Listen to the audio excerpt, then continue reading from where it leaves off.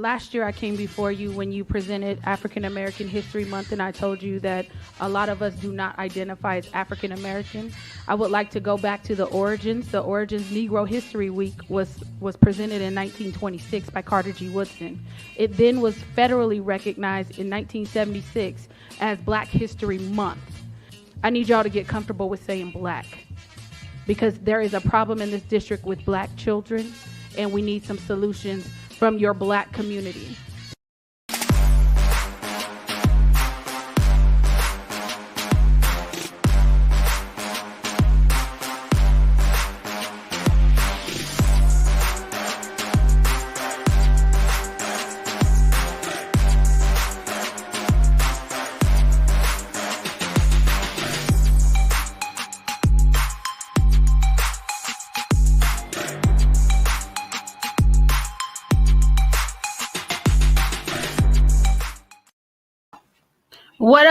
What up, party people? Welcome to our very first broadcast of Black versus the Board of Education. My name is Miss Laureen, and I'm going to be kind of like the host today, and I'm gonna keep y'all in line. So really quickly, before we get started, what I need you to know is we don't do tone policing around here. So what they say is what they said. If there is a problem, we expect that you call us, the adults, and we can handle it.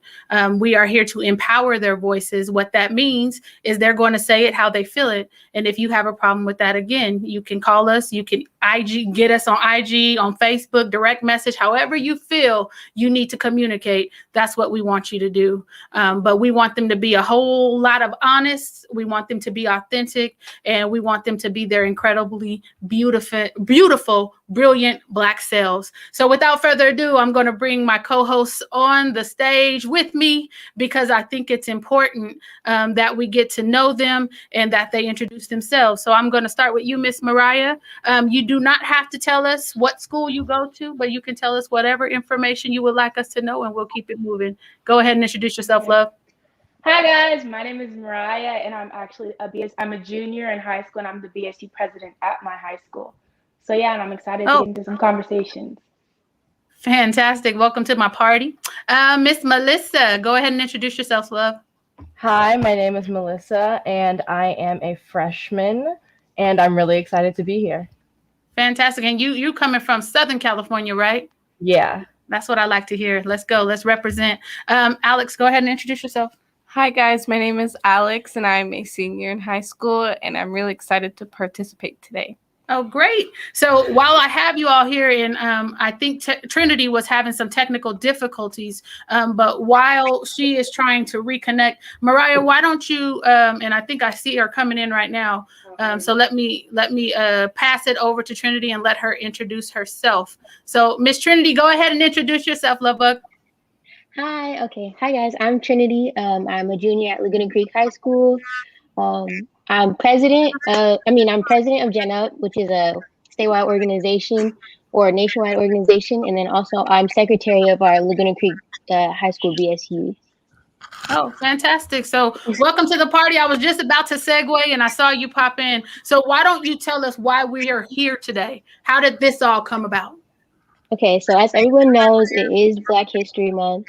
And it was about the 4th of February, and none of my teachers acknowledged that it was Black History Month. I would type Happy Black History Month into the chat, and I would get responses such as, oh, brother, or just like a little delayed, like, oh, Happy Black History Month, then continue on with the lesson. So none of my teachers acknowledged it. And a couple of students, including Mariah and myself, we decided to write a letter to the staff, all of the staff, and even admin at our school regarding what Black History Month means to us and why it needs to be talked about. And we got good responses, and we also got some questionable ones. But yeah, so that's why we're here. Okay, and so how did I get involved? Oh, so I texted. That's important. That's the important part. Right. So this was before you sent the letter, yes? Yeah. Okay. So basically what happened was we were writing the letter, and one of the students, I won't say her name, she didn't want to be a part of it because she was afraid of backlash. And she also contacted one of our student equity council advisors, and they had told us to wait. to not send a letter because a week week gives us more time to prove our point, instead of like 3 days. So I ended up texting Miss Lorraine because I was furious. I was like, no, I'm not waiting. I'm tired of being told to wait. So I was like, I'm texting Miss Lorraine. She's my biggest, she's always there, my number one. So I texted her and she was like, nah, let's start a podcast. So that's why we're here. Yeah. She was like, we're gonna talk about it and we're gonna call it out. So that's why we're here. And so we don't wait over here. We say what we say, and then they can do what they can do about it, right? And so, Right. Mariah, tell me, and I'm gonna take care of your mic real quick. Tell me, why is it important that you guys wrote them a letter? Why did you think that was an important step to take? It's important because personally, I felt like teachers were ignoring me, and me just saying Happy Black History Month, acknowledging our students. We have a large Black student population that often feels ignored and unwelcomed in our classes. So that, like, them ignoring us and them trying to silence us add on to us feeling unwelcomed and us feeling like we can't talk to our staff and just bluntly us feeling disrespected. Okay. And so when you say disrespected, you mean by the fact that they're ignoring you, or by that this seems to be a pattern of conduct with these teachers on these campuses where they just think that y'all are okay and y'all don't need to be acknowledged? Like, what is it? Definitely what you're saying. Like, teachers have a pattern of ignoring us and kind of putting Black students specifically on a back burner and our emotions. So as teachers were ignoring us in the first couple of days, we were like, hey, like, that's not okay. Like, we're students on the campus and we matter. We have emotions and we have feelings, and it's not okay for us to be consistently put aside, our feelings to be put aside, and our words to be minimized. Alex, you jump in. What do you think? I just want to say I completely agree with what Mariah is saying. I know personally in school, sometimes I'll bring something up to staff or faculty, and then I feel like I'm just being brushed away.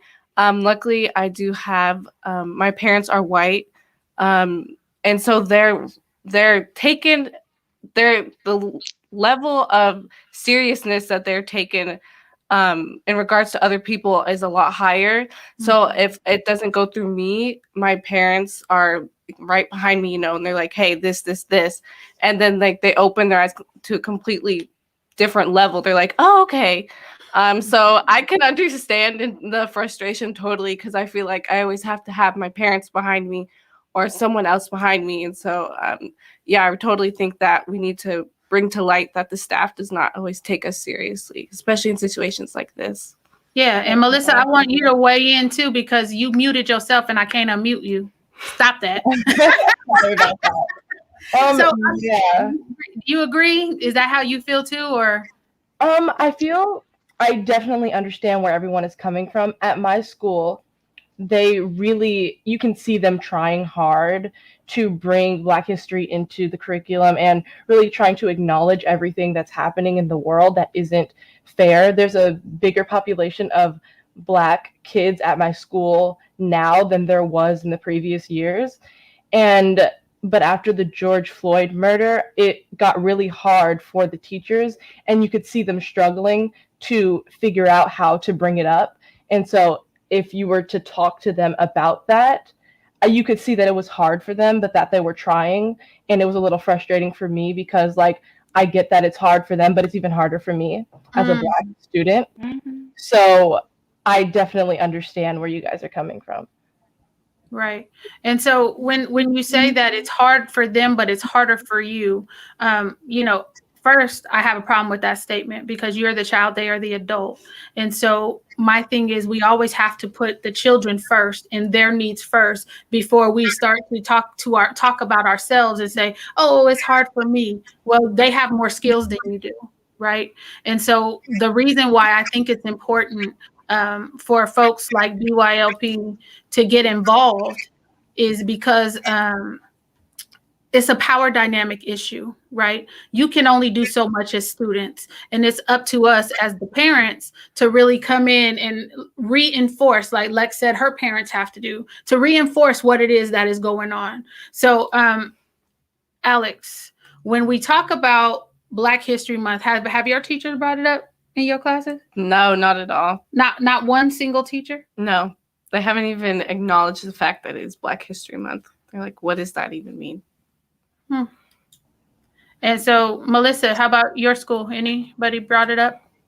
One teacher did, and he said he wanted to acknowledge that it was Black History Month, and at the beginning of school we do like morning meetings, like checking in with everyone, and sometimes they'll do activities, and he said he wanted to do an activity this month that acknowledged Black History Month, but that was only an idea that he gave us, and nothing ever happened with that. But he acknowledged it in that very vaguely. Is acknowledging it enough, Trinity? Is acknowledging it enough? Oh, absolutely not. But I mean, what I told the teachers, especially in the email, I was like, that's the simplest thing you can do is acknowledging it. And I'm not, and one of the responses, or not even one, but most of the responses we got were teachers saying that they were not equipped to teach Black History Month, and that's a problem or teach Black history. They don't know anything besides the civil rights movement. They don't know anything besides slavery, and not even like the depth of slavery, but like the painful parts, if you will.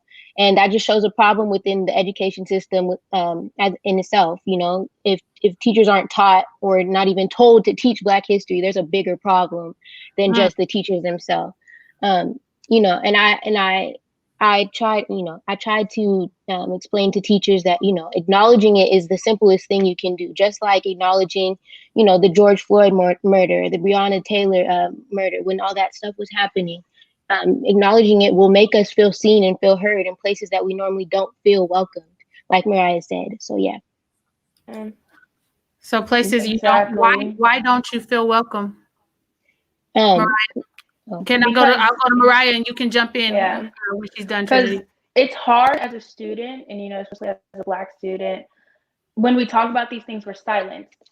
And I think that's out of teachers themselves feeling awkward in these situations and uncomfortable. And I was like, well, it's your job to be, I believe that it's teachers' jobs to get comfortable with talking about these uncomfortable topics with students.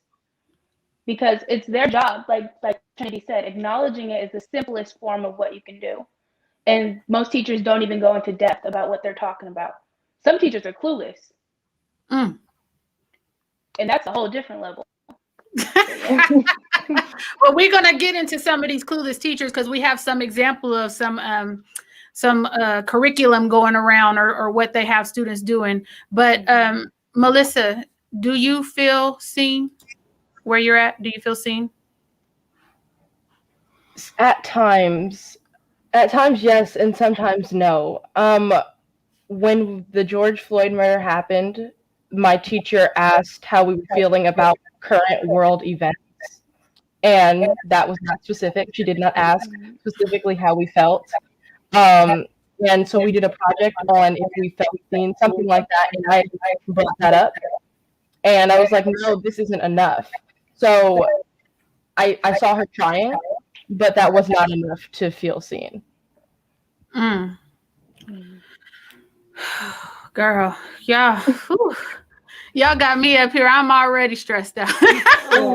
Because I'm like, that's the simplest thing one can do is to make sure that you're aware of what's going on, because I don't think that as Black folks, we have the option of opting out of what's going on around us. I think that we always have to be knowledgeable, especially you guys on campus. It's like you're supposed to already know these things because you're not seen as young kids. You're seen as older than you actually are. And that's research. So how can folks work on helping you to be seen? And I'll go ahead and I'll start with Lex first. How can people help you to be seen?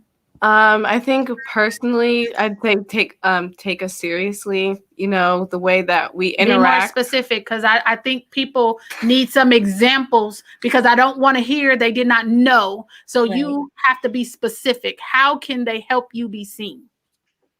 Like I said, I think communication. When I'm talking to you, give me the respect, looking me back in the eyes. I don't know, maybe even like take notes that I can't bring this right to the principal's office, or I'm going to go straight and do this, or I'll be like, hey, I'm going to send you an email or text when this is done. I don't know, something to see it through So it's not, oh yeah, you brought it to my attention. And then it just like falls through the cracks, like maybe some type of insurance or like reassurance that it's going to happen and that things are going to start changing. Okay. Trinity, how can folks help you be seen? How can your teachers and your administrators help you be seen? And please don't get me started on your administrator over there at high school. Right. But go ahead, go off. How can they help you be seen? For one, don't tell me to wait when I feel passionate about something, and something that matters. I don't want to be told to wait. Black History Month is only 28 days out of the whole 365 days in a year. So don't tell me to wait. And then number two, I would say, don't ignore the things that are going on in the outside world. They affect me more than your schoolwork affects me, to be honest. Seeing people that look like me get murdered, that affects me more than, this math assignment you gave me. And I know I'm gonna do my homework regardless. I'm not saying that. I'm just saying, like, do your homework. Right. I'm just saying, like, seeing all this stuff happen on the outside, you see it too. Talk about it. You have Black students in your class, and you're doing a huge disservice to students when you don't acknowledge things that are going on in the outside world.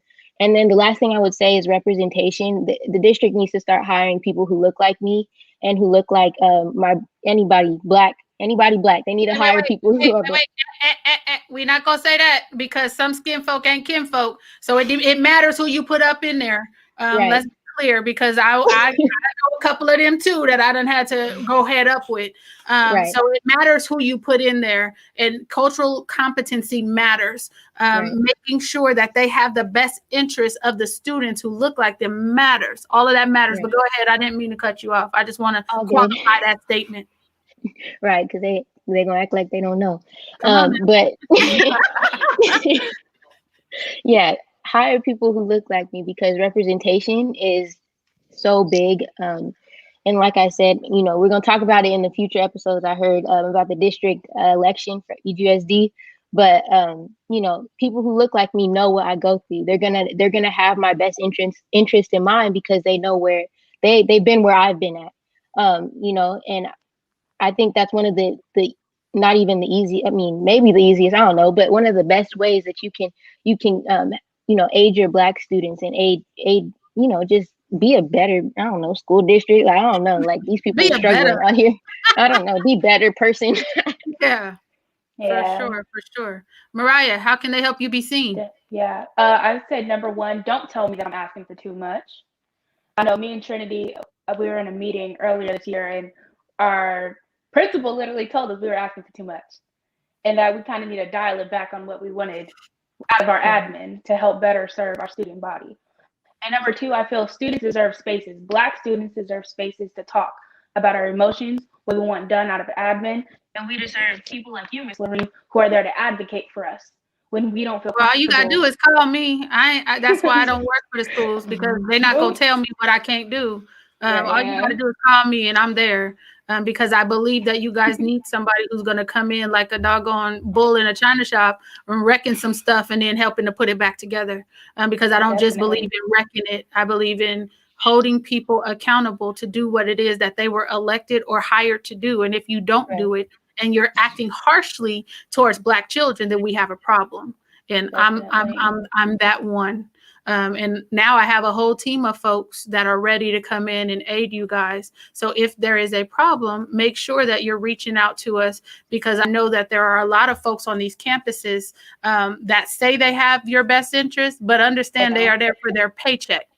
And their paycheck will always outweigh what should be done, because they want to stay comfortable. And I'm like Killmonger, y'all sitting up in here too damn comfortable, and it's time to make some folks uncomfortable. So Melissa, I'm sorry, honey, were you done talking? Because I just came in and I just wanted to say one more thing about students having access. Students have access, and students being knowledgeable about those reconnection circles that they can have with their teachers to talk about, whatever's going on, whatever tension. Yeah, that's my last thing. So you said you wanted some circles. What'd you say?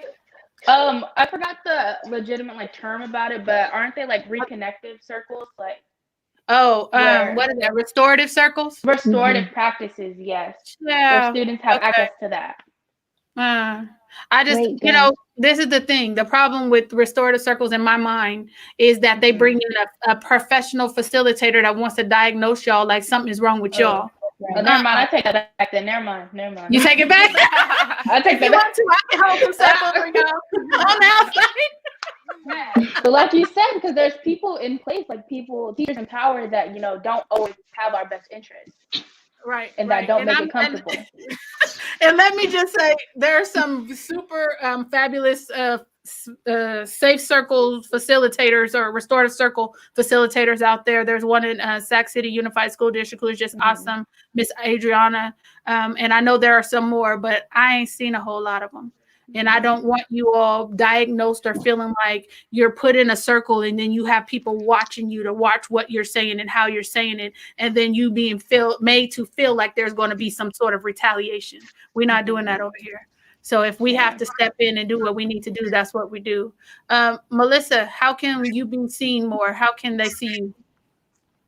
I definitely agree with what Trinity said, talking about what's happening, because that's going to be more, talking about what's happening to my people is more important than this math lesson that is, how far is an education going to take me if I'm dead? That's what I wrote a story about that, and how I feel about it, and like how far is an education, is a diploma going to take me if a cop is threatened by my skin color? How far is that going to take me in life? So talking about what's happening is important and is going to help kids like me feel seen and heard. Right. And I saw there was a question that said, yes, Ms. Harding, for sure. Especially if the environment and the staff are not worth it. Child, you should see some of these doggone schools I go to. Can we go back to that question? I thought I saw a question earlier. I saw it too. What can we do to help encourage more Black students to enter the teaching field? There's not enough Black applicants. Listen, I'm gonna let y'all answer that. Go ahead, Trinity. You got your hand up. Okay, so I get this question all the time when I'm in my like student equity council meetings and my BSU meetings and all those meetings. Why would I want to be a teacher if there's no teachers that look like me? You know what I mean? If there's no one that, if all of my teachers are white teachers that are not even acknowledging my person and acknowledging the things I go through, why would I want to be in that position? Like, why would I want to disservice other students in the future? You know what I mean? And so how to encourage or help encourage more Black students? Hire more teachers that look like us. Hire more teachers that are gonna, you know, do us by good. I don't know the word right now, but do us good. You know what I mean? I think what you're saying, in short, is representation matters. And in order to believe you can achieve it or you can do it, you have to see an example. And if you don't see the example, getting more folks into that field is going to be a huge lift, right? Mariah, were you going to answer? Do you have an answer for that question? Representation, you know, and teachers who are also knowledgeable and feel comfortable teaching Black students right. Qualified. So that's how you encourage more Black students to enter the teaching field? I don't want to be a teacher if I'm going to have to be put in this position. If I'm going to be put in this position where all my coworkers are like against me, that's out. Wow. Okay. Melissa, did you have an answer for the question? How can they encourage more Black students to enter the teaching field? We need more Black teachers right now, because if the Black students aren't empowered, they're not going to even think they can make a change, because no one's thinking about them. So how are they going to be able to think about even themselves or to think about their future students if no one is thinking about them right now? Can I say something else? Sorry. You absolutely, girl. This your show. I'm just here. I'm just here with y'all. Okay. So another problem, you know, start putting Black students on the same pedestal that you put on white students. You cannot want Black students to achieve great things if you're not going to teach them the same way and treat them the same way you're going to treat your white students. So if you're discouraging Black students to be in honors and higher level classes, what do you think? what's the outcome of that? You know what I mean? Yeah. So encourage Black students to be in higher level courses and to be involved in school things. Don't discourage them, because we need, it's college is competitive. Like, we need to be in higher level courses, and we're all fully capable of doing it, just like the white students at our schools. So that's another thing. But yeah. Well, we'll get into that. We're gonna get into that. Maybe not this episode, but Right. episode soon. What I would say to that question is, one, you have to have a desire to want to hire Black people in the first place. Right. We all know that the teaching field is what I think is 83% white, majority female, white female. Right. And I've been to different districts, and they say, well, there's just not a huge applicant pool. And I said, there are whole teaching programs at HBCUs. Go visit one. And it's like, where are you looking? Who are you trying to hire? Because they're trying to get the specific type of Black teacher. They're not trying to get the ones that come in like me. They won't get somebody else. So we have to be clear, when we say hire more teachers, they know they can hire more teachers. They just want a certain type of teacher that will continue this foolishness that they have been with our children for so long. And it's time to put a stop to that. Did you say 89% white, mostly middle class? Yeah, man, I wouldn't doubt it. So, I just kind of want to segue there when we're talking about the teaching staff and what they are currently doing. It's Black History Month. We've been getting emailed posts. We've been getting tagged in posts. And so we just want to get y'all's reactions on a couple of these. So Jada, do you have those posts up that we can look at really quickly? There was some from some local area folks. There was some, what'd you say? Just pick one. It doesn't matter which one. And then I can probably say a little bit something about it, because we want you guys to have eyes on what is exactly going on these campuses and why our children are continuing to be frustrated. I believe COVID was a huge blessing because it gave our children a reprieve from some of the ways in which they were being treated on these campuses.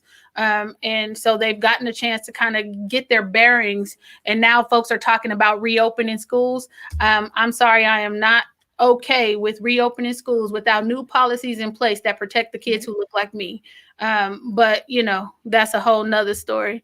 Do you have those posts, Jada? It's not responding. Okay. Well, I'll just read them, because that's better than nothing until we can get this technology thing. That's the whole thing with technology. Sometimes things don't go as planned and we keep it moving. So this one says, a teacher assigned a game for her class where they had to pretend to be colonizers and take over Africa.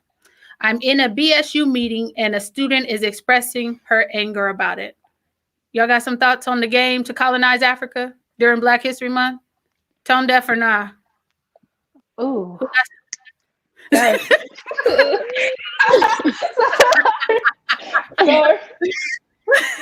Who's a lot. first? Who's first? Who wants to talk on it? Are y'all speechless? I'm just like, I was like, really? Like, you really did that during? What do you think, Trinity? What do you think? I'm not surprised. Like, I'm not surprised by any means. Like, I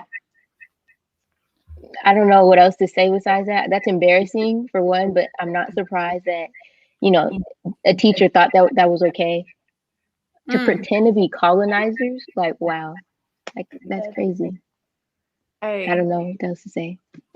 Yeah, I just wanted to say, I think that's really odd that, first of all, I guess when this teacher first thought Black history, let's throw slavery and colonizers like right up, like and I feel like she's kind of like diminishing or like lowering the value of Black History Month, because first of all, the fact that this is going to sound very wrong, but she didn't make it about the slaves. She made it about the colonizers and them taking in slaves, not the other way around. So it's still really one-sided. It's still really white history in Black history.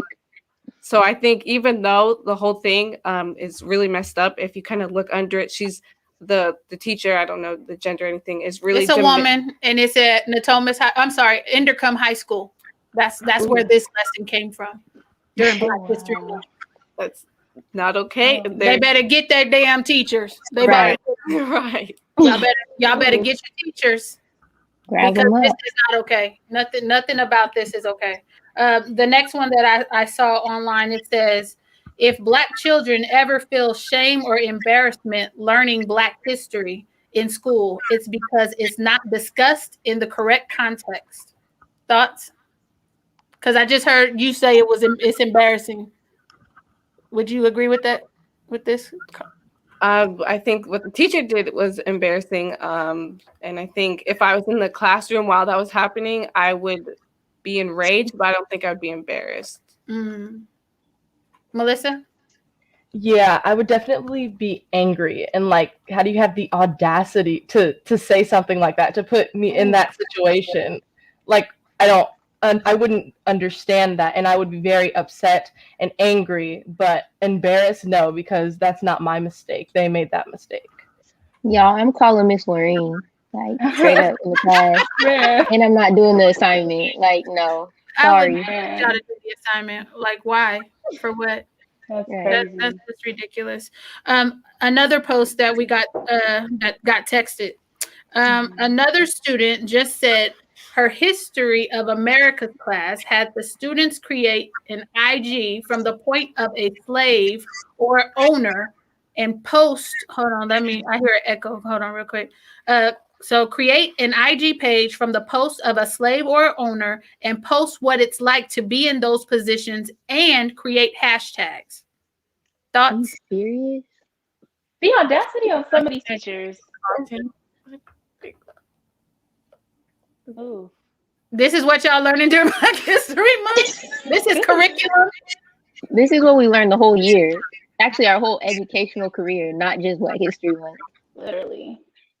Slavery and civil rights. Yeah. And not even like not about like our accomplishments, what we've done to help the world, America, or whatever. I like how everyone just goes straight to slavery.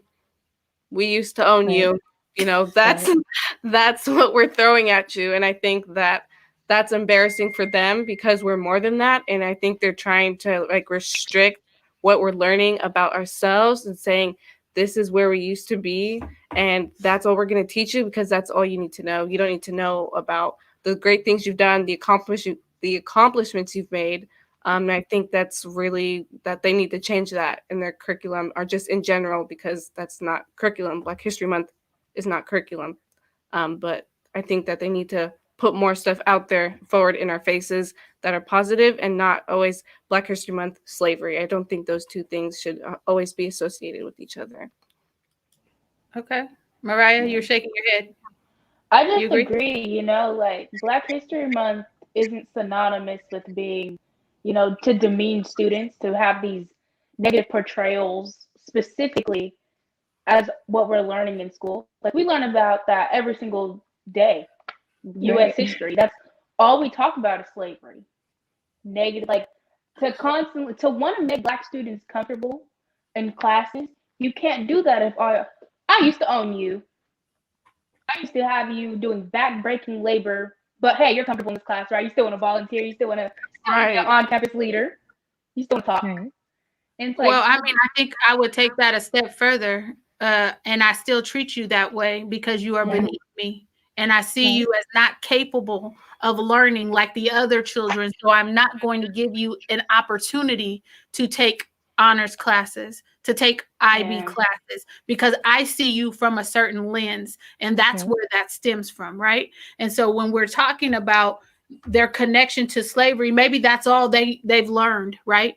But it's not your responsibility as children to feed their ego, because that to me is a bunch of ego making me do an assignment that subjugates me and my people, right? And so we have to be clear, about these type of things. I would hope that you all would contact your parents and make sure it's okay to contact me if you ever see anything like this, because I Wow. think that it's egregious. I think that it's tone deaf. I think that we are the only people that they do this to, because there are a whole lot of other people who have been subjugated through history, but for some odd reason, you never learn about that. You just continue to learn about how vicious they were to Black people. And you really actually don't even learn the viciousness of it, Right. because they whitewash it so much, and they tell you that we migrated or that we did something crazy when they know that we were stolen. But that's a whole nother conversation. They always say. Melissa, Like, what you think? First of all, what were they trying to get out of that activity? What I want to understand why. Why are you asking this question? Why are you making it, trying to normalize it? And like you were saying, they don't even talk about the viciousness. They don't talk about the depth of slavery, exactly what happened to our women and what happened when they were bringing us over here. They don't talk about that. And so trying to normalize it like, well, it is Black history. That's only one part of Black history, and you're trying to make it, normalize it, and talking about it like it's white history, trying to change it and trying to, like you said, whitewash it. So, and I just want to understand why they made that an assignment, made it like that, tried to make people turn into Instagram accounts and trying to make it like it was fun. No, it is not. That this is torture that my ancestors went through, and you're trying to normalize it. That's not okay. Mariah. Yeah, that's just like what, like she said, like what are you trying to get from us out of that type of assignment? Like, is there a What's right a answer? passing grade? Like, I want to know what a passing grade is. Like, what are you trying to get out of? Is there a correct answer you want out of me right now? Right. And I think that just goes into, like, you know, whitewashing what our words and our emotions of trying to still do good in the honors or IB or whatever type of class that's considered higher learning. Like, that's just. All right, I got two more that I want to read to y'all. This one says, this was a kindergartner's lesson this week. It looks like a picture of a cartoon Abraham Lincoln, and it says, free, on his little sign, it says "Free the slaves" with an exclamation point, and then it says at the bottom, I guess this is a reading activity, with dots under the words, "He helped free all the slaves." Absolutely not. Oh, Lincoln was racist. No, how do you get credit for freeing people that you enslaved? Why do you get credit for that? Why do you get credit for stealing people and oppressing them for years on years? Why do you get credit for, why do we give him credit? Why do we glorify who he is as a person? He didn't want to free the slaves. Well, because they told us in our history class that he freed the slaves, but didn't he really just try to make a compromise? Right. Right. Because it's didn't crazy. he have, I don't know. I didn't know white. Oof! I didn't know white just like saviorism embarrassing. was taught so young. That's crazy. Why you say it's embarrassing? Tell me again. Hold on, Melissa. What you saying? I see your mouth moving. What you say? She was saying, how are you going to teach them that he freed the slaves so early? I was like, yeah, how? First, you're not even going to, how are you going to, they're kindergartners. They should be learning about their colors and their letters. And if you want to teach them about that, you need to talk about the whole history. You can't say, oh, he freed the slaves, because one, that's not true. And two, they need to understand more than just he freed the slaves, because that's not true. It's not true. I like that, Zinni. I like it. Yes, he was a transactional president, not a transformational president. Yeah, I would agree. And I think that there are always figures in history that they prop up because they make them feel a certain way. Because you know, there's some people who just want to be the hero in the story. But they don't like the fact that they were actually villains, but we'll go into that later. Last one that I'll read to you guys. It says, another assignment: fight for slavery or against slavery and argue with your classmates on whether slavery should have been a thing. And then in that class, a student said Black people are animals. Thoughts? Look at your face. Oh no, that is Do you know what age group, what grade this This is a assignment high was in? school assignment. I'm just shocked at the aspect that there was supposed to be a pro-slavery side, and then It's 2021. Like, come on Ooh, now. that's Y'all, like, I can't even come like to terms with words that I want to say about that. It's just like that hurts. Like, to be honest, like that hurts. That's even a question. And it's Black History Month. Right. Ridiculous. This question, is there a way to empower parents to help with this issue?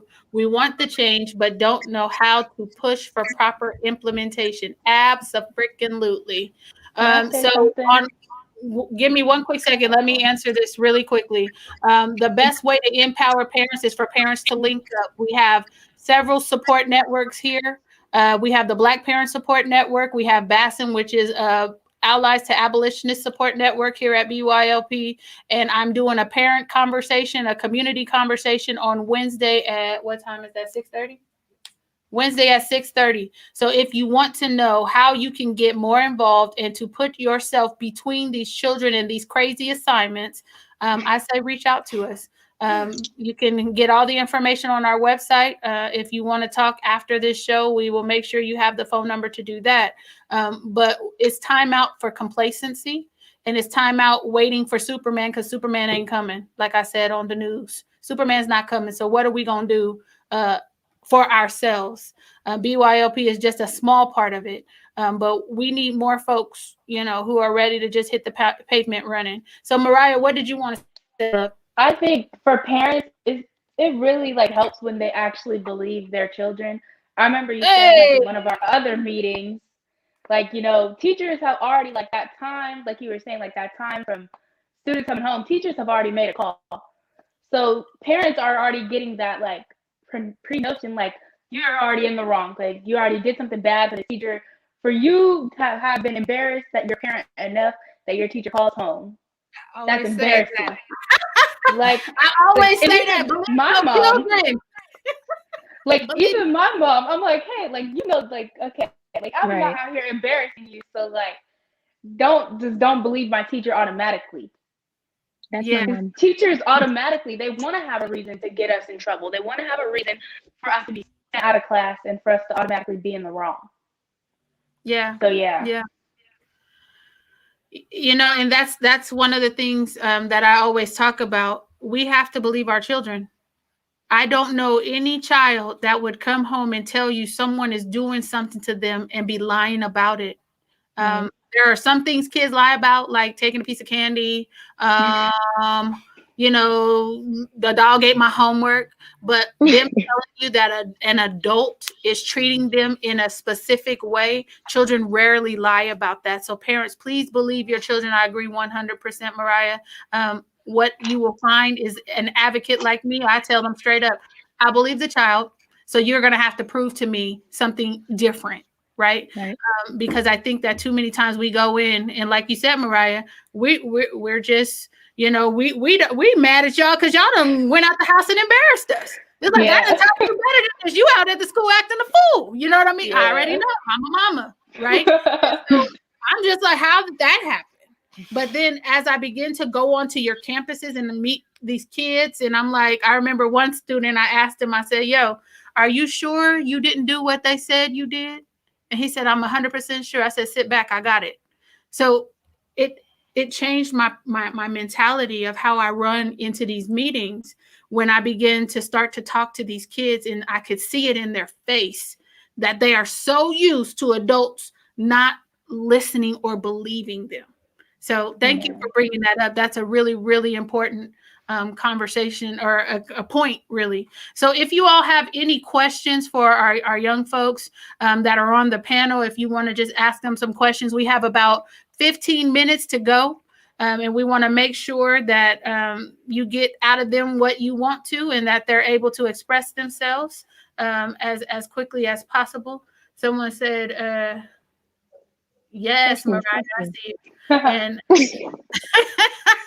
Mariah, okay. And then let's see. Question and listen. Yes. Question and listen to the students conveying concerns of their treatment in school. Ask questions.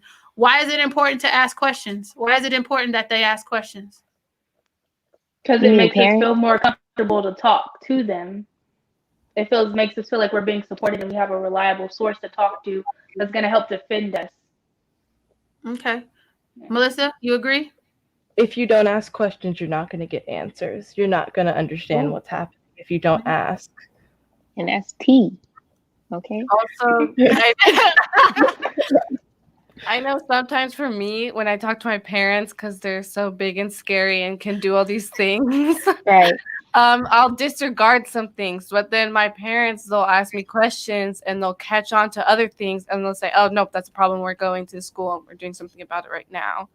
So it's definitely important to not just get the teacher and the student or your child, but also talk to the child and ask them, go more in depth, because a lot of times they'll disregard things or push things to the side that are actually really important. So asking questions is definitely important. Yeah, I would say ask questions because sometimes your kids could be afraid of you, like, and they don't want to get in trouble. So maybe like they responded in a certain type of way or a certain tone or something, and they don't want to be like, yeah, that's pretty self-explanatory. But yeah. Exactly.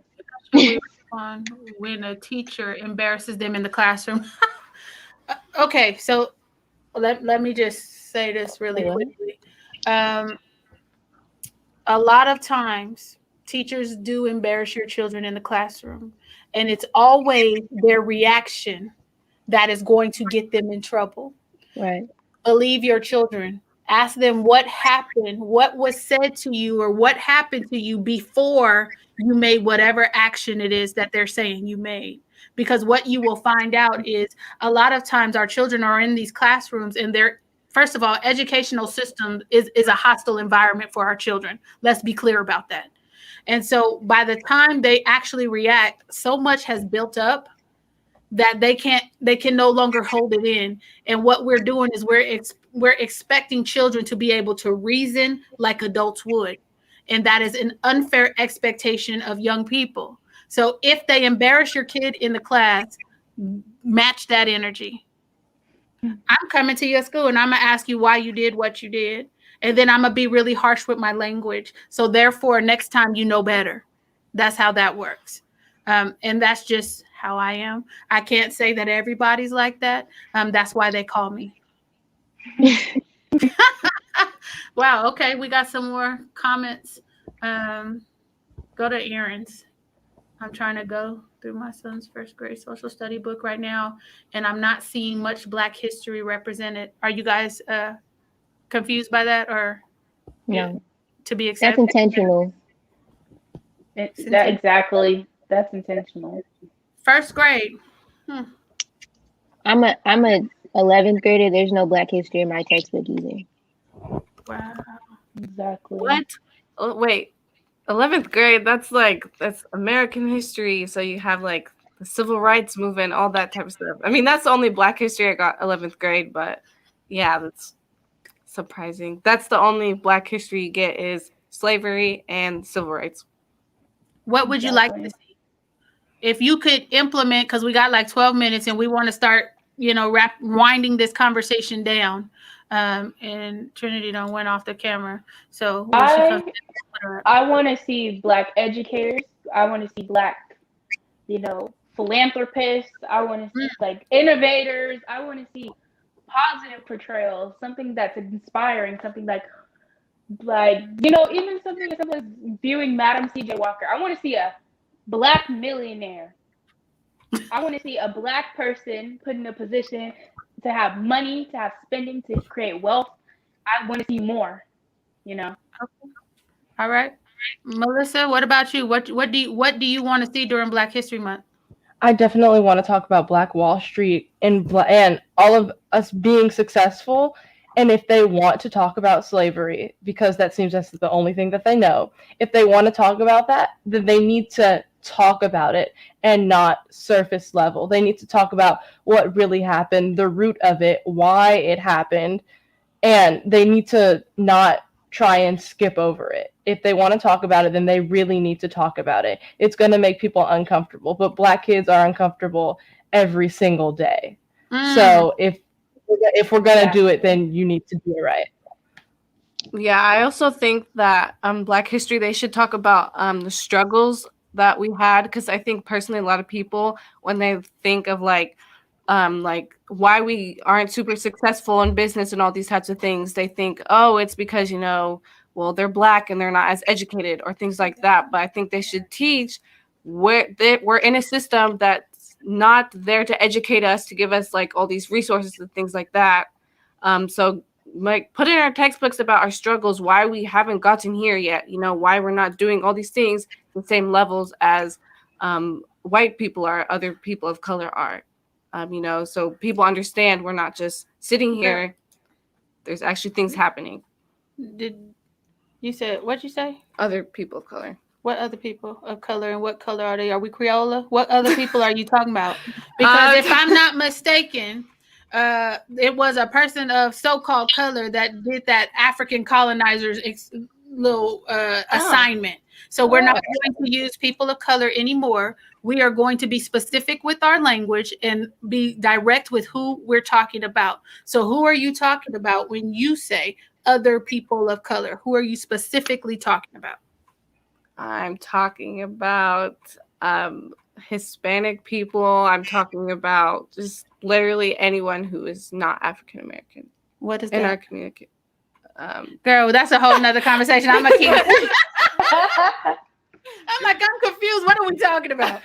Yeah. So, you know, we just have to be clear with our language, because I think that what we've been conditioned to do is to talk about our issues in the context of a group of people. So when we say Black and brown, well, I'm sorry, brown kids are not going through the same things Black kids are going through. And if they have their struggle, then that's for their advocates to address. However, when we're trying to get things solved on this end, we have to be specific about the language that we're using, because they'll continue to lump you in and do a one-size-fits-all when you have a specific problem that needs to be addressed. So that's what I would say to you as young folks.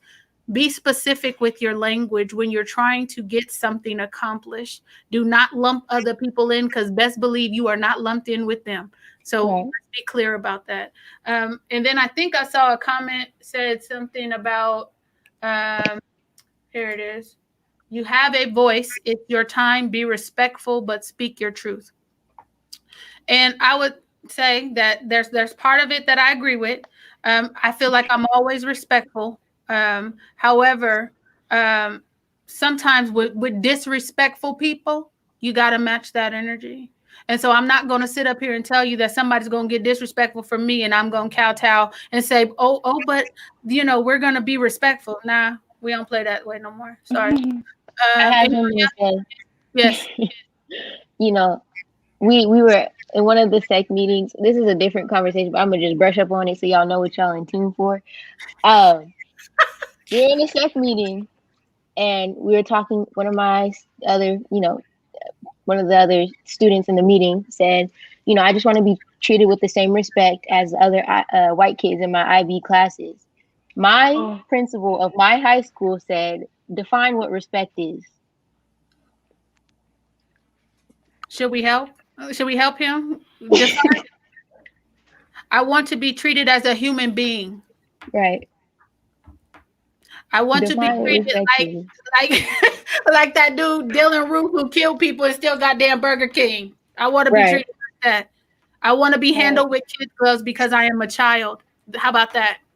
Right. But I already told you I don't like your principal, so whatever. It's crazy because he asked me to define empathy. Like, you should have told him Google is your friend. You define it. No, you don't tell him that because you're a child. You should have called me. Like, you need to define empathy. And in what context was that? Define empathy. What was the context? Same conversation Trinity's talking about when we were trying to tell him how we want to have, you know, basically like equitable circumstances on our campus. And it was intentional. Like, I don't know. That's a different. That's a whole nother conversation. But It's ridiculous. Like I just can't even wrap my head. It's been 4 months and I still think about it. Like, what was your like? I don't know. Okay. Yeah. I know, because I think you called me about it, and I don't know Right. what the conversation was. I think I asked you to set up a meeting with him and that I would come. But then I happened to be on one of the meetings in the district, and he said that he was the new principal. Now, mind you, he came from a junior high school, and we had already went head up over a black boy that he tried to over penalize for the same infraction that he let everybody else get away with. And so I think that a lot of times they continue to recycle the same bad administrators and put them in different places, and you continue to have the same problems because nobody is addressing the root cause. The root cause Right. is there's some bias somewhere in him that tells him that it's okay to treat Black children the way that he does and to dismiss the way that they feel. And so I look forward to having that conversation with him, and we'll probably reach out by letter and see if we can't get that on the books, because I believe that, again, you're recycling the same bad people, putting them over, another group of students when they already demonstrated they couldn't handle the group of students that they had. So he went from junior high to a high school. So I think that that's problematic. But again, that's another conversation for another day. Exactly. That deserves its It own looks segment. I'm sorry, say that one more time. I was saying that whole conversation deserves its own segment. 2-part, 10-part episode. 10 part? Gee whiz. A whole season. That's a whole season. That's the whole Right. Well, we'll get we'll get that whole thing scheduled out, and we'll make sure we come back and have that conversation. So, we have about 3 minutes left, about 3 minutes and 30 seconds. I want to just ask the people to do me a couple of favors. One, if you have any ideas of topics you would like us to cover, please go ahead. You can put them in the chat, or you can email us at info@bylp.org. Or you can hit us on any of our social medias, Black Youth Leadership Project at BYLP on IG, BYLP INSAC on Twitter. Number two, it's going to be our responsibility to rally around these young ladies who bravely spoke up today, and they're going to be my sidekicks for the next however long we continue to do this conversation. And so I need the schools and the districts to hear us right now. If, in fact, we ever find out that you are targeting these children in any type of way, we will hold you accountable. Understand, life. It is going to happen. And we're serious about our children. We're serious about them having places and spaces where they can be authentically themselves and they can use their voices. We do not tone police. We do not tell them to be respectful. They know to be respectful because they've been raised by mamas who know what's up. Again, I think that we have to be careful when we start to tone police our children, because we kind of make them unsure about their confidence level. And so we want to be mindful of that. So as we wrap up, ladies, how did you think we did the first one? How do you think we did? Is this something y'all can keep going with? Yeah. What do you think? Yeah, I love our conversations, and I love the voices, the input. It was great energy. I think so. So are y'all thinking about the next week's topic? Any ideas come to mind? Like, well, Look at y'all. talk about what is it? No, district meeting. Can we talk about the district election for the board? Oh, the special election in Elk Grove Unified. Yeah, we can do Especially that. ending in particularly. Yeah, and I think that we're going to also, one of these times, we're going to talk about leadership and how attitude reflects leadership on these campuses. So we're going to focus on some principles, some problematic principles. I got some stuff coming, some stuff that I need us to put some eyes on. So we're going to do that too. It's going to be fun. I think another conversation that's important to have in like this space is why race is everything. Because that ties into a whole bunch of different things. And I think a lot of times when you're advocating for yourself and for Black people, they're like, race isn't everything, but it is. So yeah, I think that's a good conversation. Make sure you write that down and you keep a note of that, because we're going to go through all these topics. If you have any more, Any more suggestions, just be writing them down. We'll come back around when we need to. The only last thing I will say is next time we will have an opportunity for folks who are watching, young folks who are watching, who want to become part of the conversation. We're going to shoot them the link and put them on the stage and let their voices be heard too. So who wants to say goodbye to everybody? Who wants to do it?